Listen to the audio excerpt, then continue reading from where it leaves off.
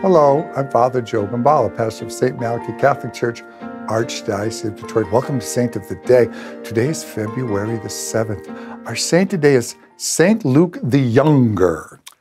Now, he lived in the late 800s, early 900s in what we now know as the Byzantine Empire, but would also be known as the Eastern Roman Empire.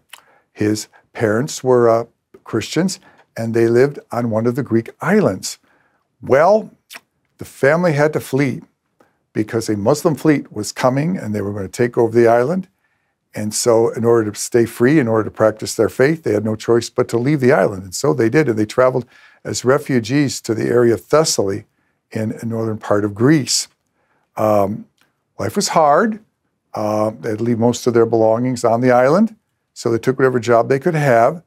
And it was tough for the young Luke. So he decided that, well, I'll become a monk. Maybe, I can do good in the monastery and stop being a burden to my mother and my father.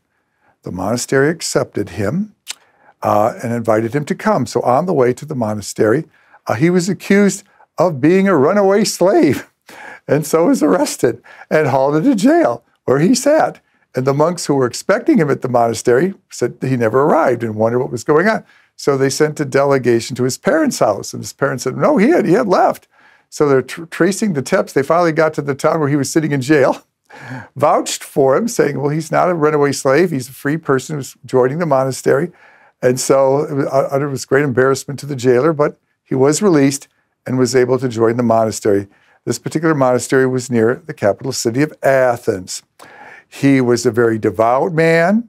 He fasted a lot and offered up whatever penances he had for the souls in purgatory.